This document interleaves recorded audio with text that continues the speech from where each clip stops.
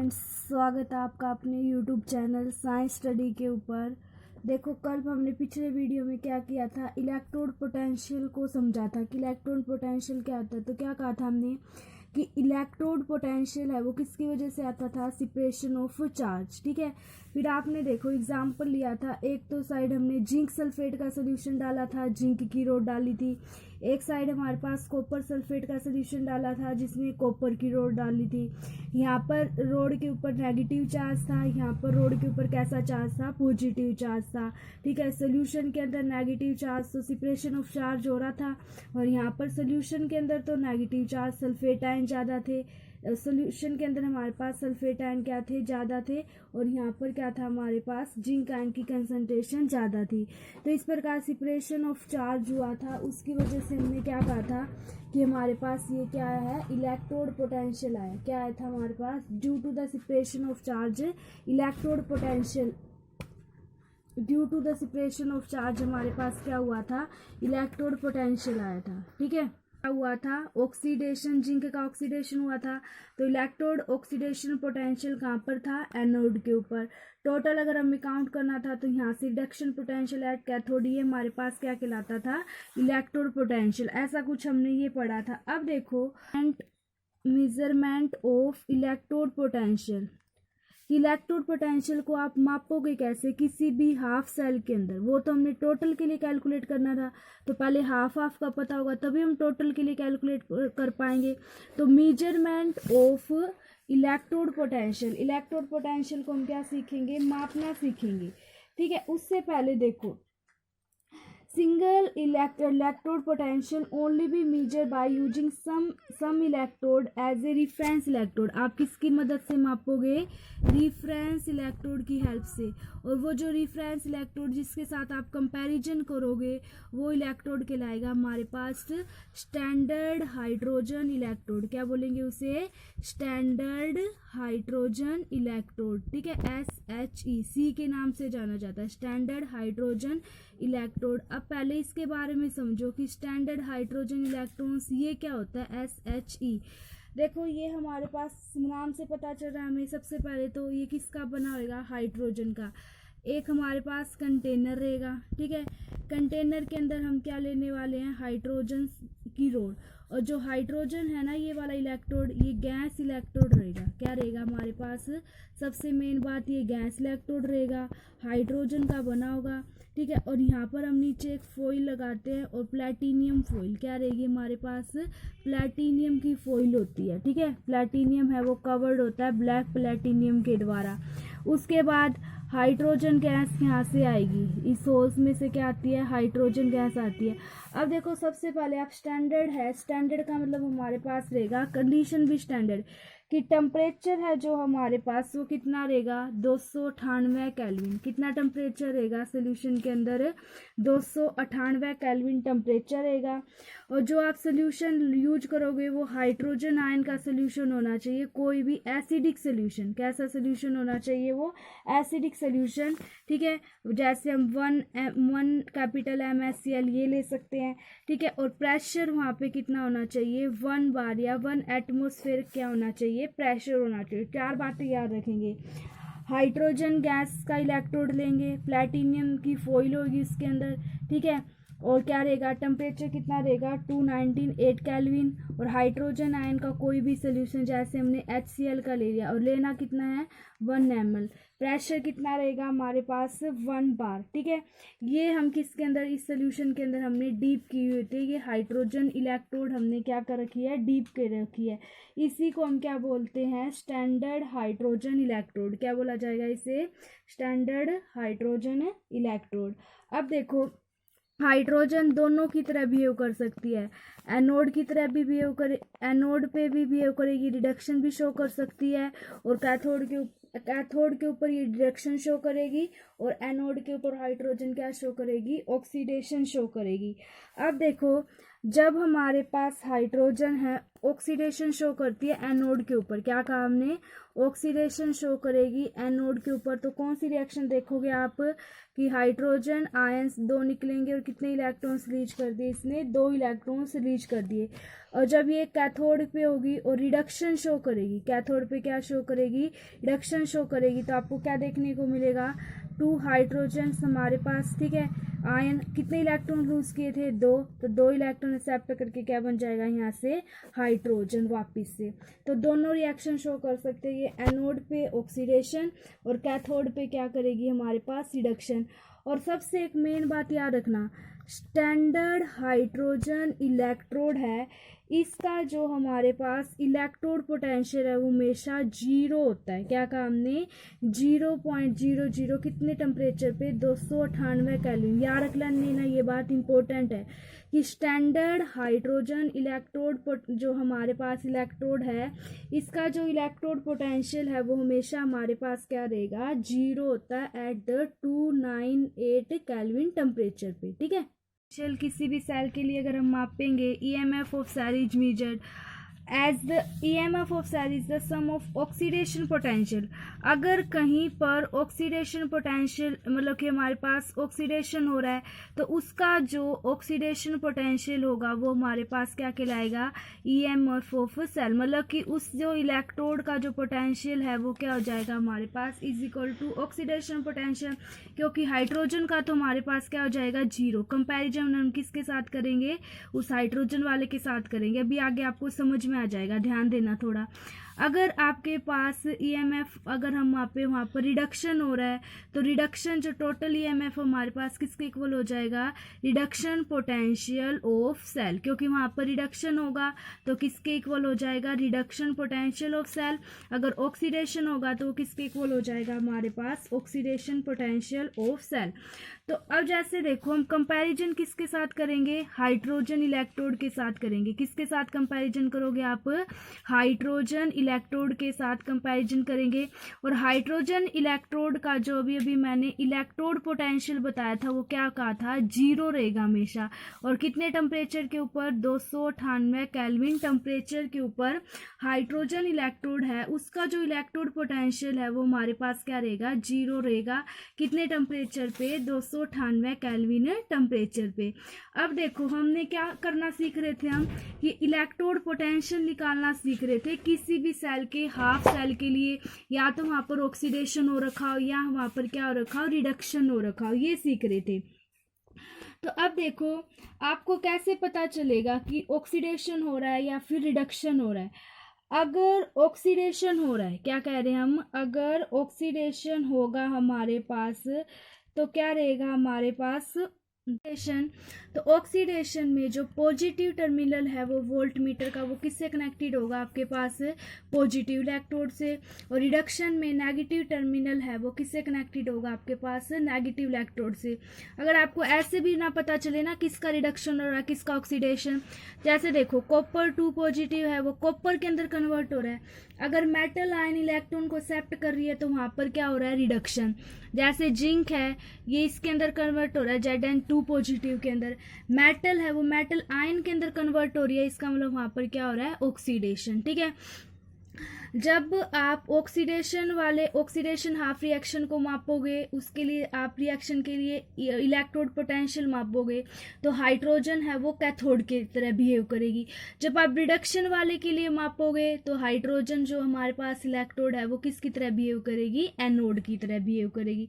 अब देखो मैं आपको एग्जाम्पल के साथ समझा देती हूँ कि किस प्रकार से हम इलेक्ट्रोड पोटेंशियल माप सकते हैं। देखो अगर हम इसके लिए मापे, इलेक्ट्रोड पोटेंशियल मेजरमेंट है वो हमारे पास किसके लिए है, जिंक हमारे पास आयन इलेक्ट्रोड, इसके लिए आप मापोगे, क्या माप रहे हो, इलेक्ट्रोड पोटेंशियल। किस आप मेजरमेंट किसका करना चाहते हैं हम, इलेक्ट्रोड पोटेंशियल। तो थोड़ा सा ध्यान देना यहाँ पर। देखो एक हमारे पास ये कंटेनर हो गया, ठीक है, एक ये कंटेनर हो गया। अब देखो आपको वैसे दिख रहा है यहाँ से कि जिंक है वो किसके अंदर कन्वर्ट हो रहा है, Zn2 पॉजिटिव के अंदर, कि जिंक है वो जिंक आयन के अंदर कन्वर्ट हो रहा है ना। तो यहाँ पर क्या होगा हमारे पास ऑक्सीडेशन, क्या होगा ऑक्सीडेशन, क्योंकि वो इलेक्ट्रॉन्स क्या कर रहे हैं, लूज कर रहे हैं।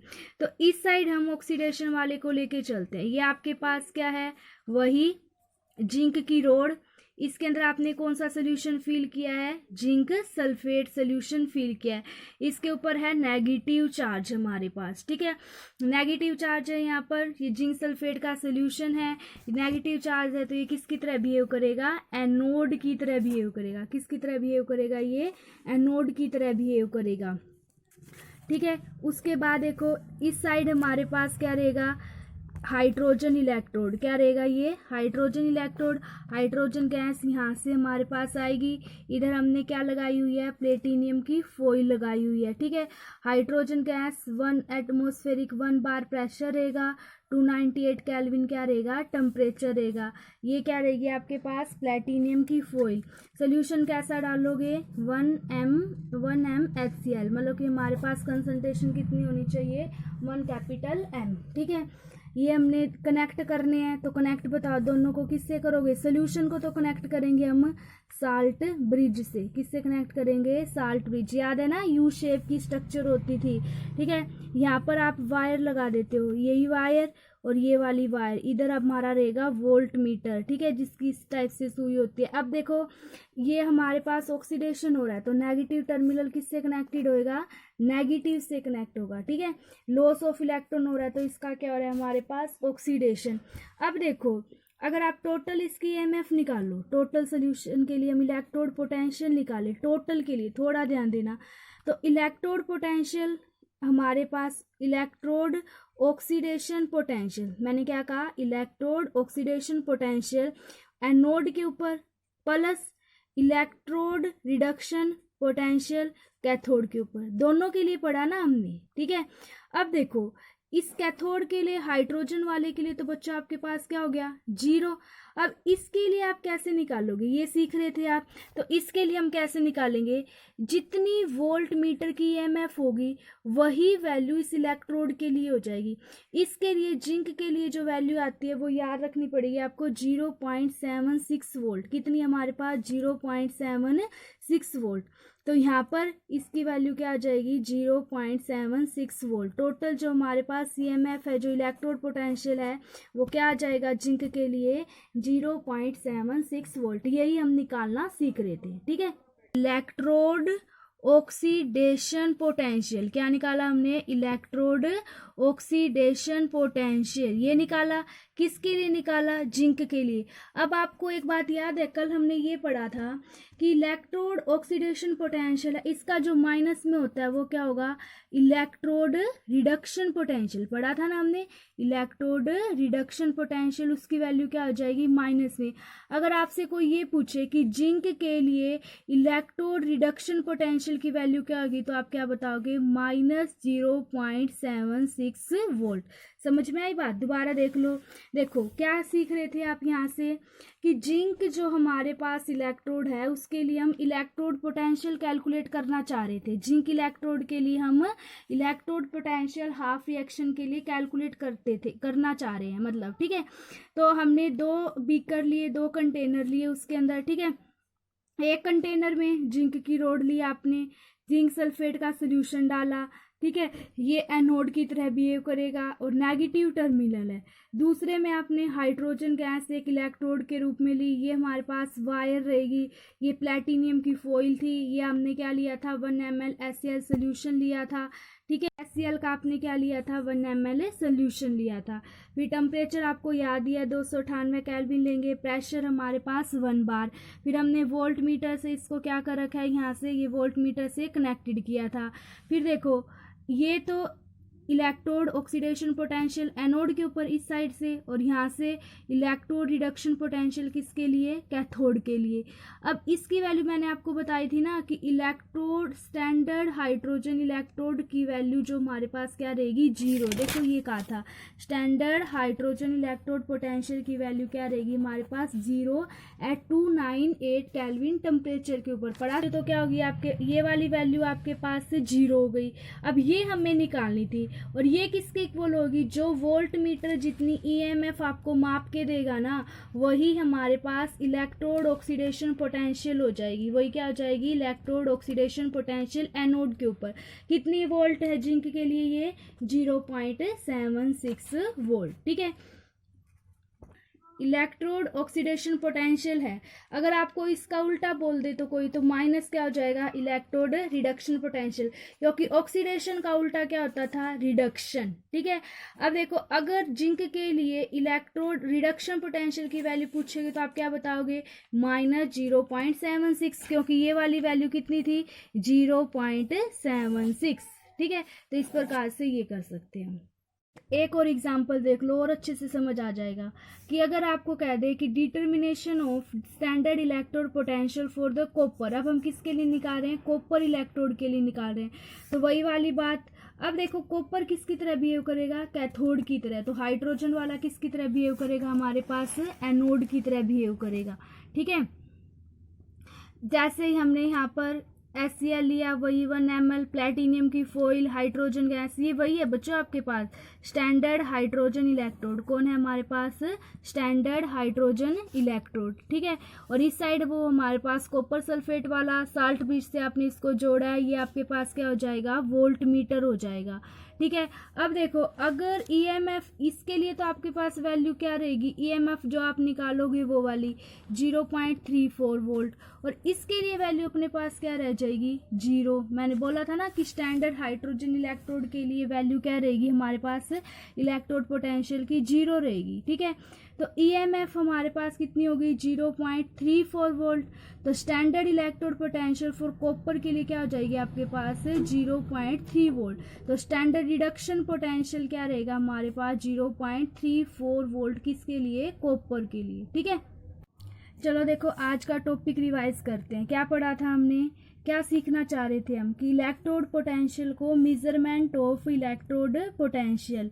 तो देखो सिंगल इलेक्ट्रोड पोटेंशियल ओनली, अब हम अकेले का तो माप नहीं सकते, तो single electrode potential only be measured by using some electrode.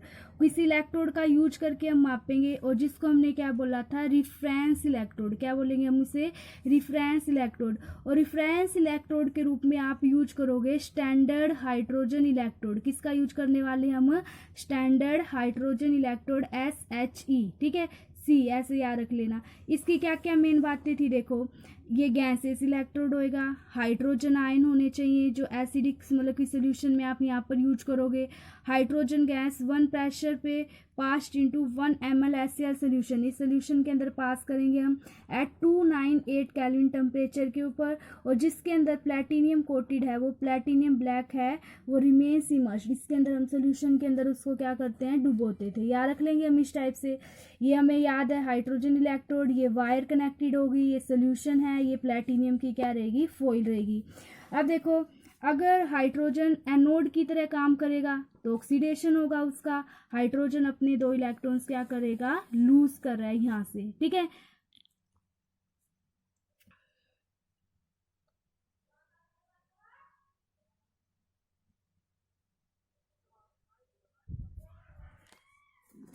उसके बाद देखो अगर वो कैथोड की तरह बिहेव करेगा तो वहाँ पर क्या होगा, रिडक्शन टेक्स प्लेस। तो रिडक्शन होगा तो हाइड्रोजन अपने 2 इलेक्ट्रॉन्स क्या करेगा, पर ले लेगा, तो क्या हो रहा है, किस में कन्वर्ट हो जाएगा, हाइड्रोजन में कन्वर्ट हो जाएगा। ठीक है, अब देखो अगर आप रिप्रेजेंट करना चाहो तो मैंने आपको रिप्रेजेंटेशन सिखाई थी। अब एक इलेक्ट्रोड है तो हाइड्रोजन है वो क्या करेगा, इसी के रूप में काम करेगा। ठीक है, अब देखो ये हमें इम्पोर्टेंट बात याद रखनी है कि स्टैंडर्ड हाइड्रोजन इलेक्ट्रोड का जो इलेक्ट्रोड पोटेंशियल है वो हमेशा क्या रहेगा, 0 कितने टेम्परेचर के ऊपर, 298 केल्विन। ये कई बार इंपॉर्टेंट क्वेश्चन आता है, याद रख लेना ऑप्शन टाइप में भी। और ये हमने एक्सपेरिमेंटली डाटा मानना था। ठीक है, अगर मानेंगे तो क्या रहेगा, 0 ही मान सकते हैं ताकि दूसरे वाले की क्या कर सके, मेजर कर सके। तो EMF of cell is measured as the EMF of cell is the sum of oxidation potential electrode. अगर आप EMF सेल की मापना चाहते हो तो ऑक्सीडेशन पोटेंशियल के इक्वल होगी अगर वहाँ पर ऑक्सीडेशन होता है, और अगर रिडक्शन पोटेंशियल मापना चाहते हो तो वो रिडक्शन के इक्वल होगी अगर वहाँ पर क्या होता है, रिडक्शन होता है। बात समझ में आई क्या कह रहा है कि अगर आप सेल की ईएफ मापना चाहते हो, क्योंकि उसके इक्वल ही हमारा क्या रहेगा, ऑक्सीडेशन पोटेंशियल रिडक्शन पोटेंशियल रहेगा, तो वो ऑक्सीडेशन पोटेंशियल के इक्वल होगी अगर वहाँ पर ऑक्सीडेशन हो रहा है, और ईएमएफ सेल वो रिडक्शन पोटेंशियल के भी इक्वल हो सकती है अगर वहाँ पर क्या हो रहा है, हमारे पास रिडक्शन हो रहा है। वन ऑफ इलेक्ट्रोड, एक तो इलेक्ट्रोड आपने ऑक्सीडेशन वाली ले ली या रिडक्शन वाली ले ली मापने के लिए, जो एग्जाम्पल में पढ़ा था ना, जिंक के साथ हमने हाइड्रोजन को लिया था, एक बार कॉपर के साथ, तो वन इलेक्ट्रोड है वो हमेशा क्या रहेगी, स्टैंडर्ड हाइड्रोजन इलेक्ट्रोड। एक इलेक्ट्रोड आपके पास क्या रहेगी, स्टैंडर्ड हाइड्रोजन इलेक्ट्रोड, जिसके लिए इलेक्ट्रोड पोटेंशियल की वैल्यू क्या रहेगी आपके पास, 0। ठीक है, और जो आपके पास वोल्ट मीटर की जो रीडिंग के according, the reading on volt meter will be obtain only if positive terminal of the volt meter has connected to the positive electrode, तो रिडक्शन, और नेगेटिव टर्मिनल नेगेटिव इलेक्ट्रोड से connect होगा तो क्या होगा हमारे पास, ऑक्सीडेशन।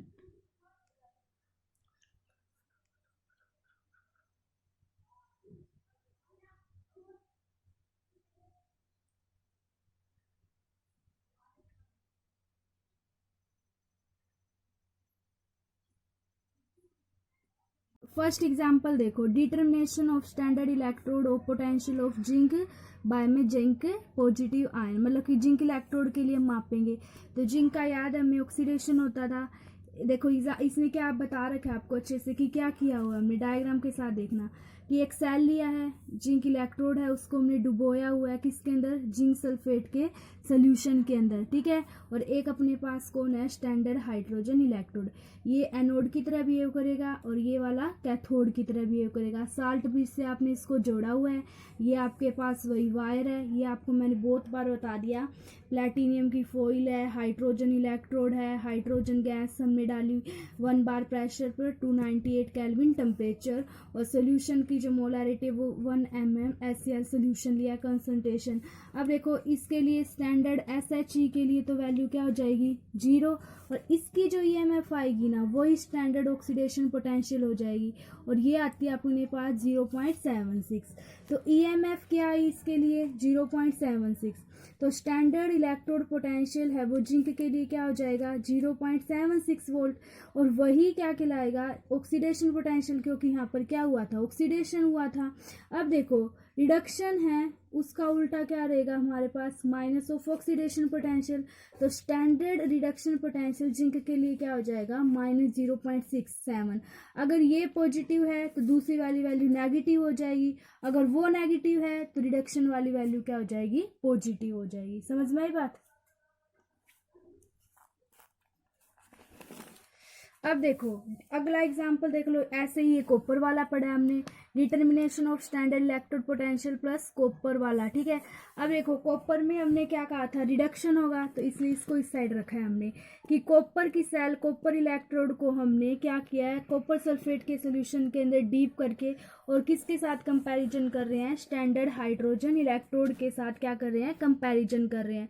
तो इस साइड तो कॉपर वाले की EMF क्या आ जाएगी, 0.3 वोल्ट, और इसकी आपको पता ही है क्या रहती है, स्टैंडर्ड हाइड्रोजन पोटेंशियल वाले के लिए हमारे पास 0 तो यही जो 0.3 वोल्ट वैल्यू आई है ना, यही क्या कहलाएगी, स्टैंडर्ड रिडक्शन पोटेंशियल कहलाएगी। ठीक है, अब देखो इससे आगे थोड़ा सा और देख लो आप अब थोड़ा ध्यान देना, ऑक्सीडेशन पोटेंशियल मैंने क्या कहा, oxidation potential at anode, oxidation potential at anode. ठीक है, क्या आई थी वैल्यू बताओ जिंक के लिए, एनोड के ऊपर 0.76 वोल्ट, और अगर यही कहें कि रिडक्शन पोटेंशियल जिंक के लिए बताओ क्या आई थी, रिडक्शन पोटेंशियल एनोड के ऊपर, वही reduction potential at anode zinc के लिए वैल्यू क्या आई थी आपके पास, -0.76 वोल्ट, और यही कॉपर के लिए रिडक्शन पोटेंशियल की वैल्यू, रिडक्शन पोटेंशियल, ठीक है, और ये किसके ऊपर था बच्चों, कैथोड के ऊपर। ठीक है, कैथोड के ऊपर इसकी वैल्यू बताओ, अभी अभी क्या आई थी, 0.3 वोल्ट। इसको देखने से पहले आप एक चीज देखो, ठीक है ना, कि electrode potential, total electrode oxidation potential at anode, फिर प्लस में रिडक्शन पोटेंशियल एट कैथोड, ये हमने पढ़ा था। फिर इसको आपने इसके इक्वल लिख दिया था, -E reduction potential at anode लिखा था हमने इसको। फिर आपने क्या लिखा था कि reduction potential at cathode -E reduction potential at anode. अब देखो यही है कि कैथोड के पास आपके पास वैल्यू क्या आ गई, कैथोड के लिए वैल्यू क्या आई आपके पास 0.34 minus reduction potential at anode, इसके आगे पहले से एक माइनस है, माइनस 0.76 वोल्ट। तो अब देखो ईएमएफ अगर हम इलेक्ट्रोड पोटेंशियल टोटल निकालेंगे तो क्या आ जाएगा हमारे पास, समझना थोड़ा, reduction potential at cathode minus reduction potential at anode, ये लिखा है हमने, ठीक है। 1.10 ये हमारे पास टोटल इलेक्ट्रोड पोटेंशियल हो जाएगा। समझ में आया, इस टाइप से हम निकालते हैं टोटल सेल के लिए। थैंक्स वीडियो देखने के लिए, और कंप्लीट वीडियो देखा करो। अगर आपको वीडियो अच्छी लगी तो लाइक करें, शेयर करें, चैनल को सब्सक्राइब करें। Thank you.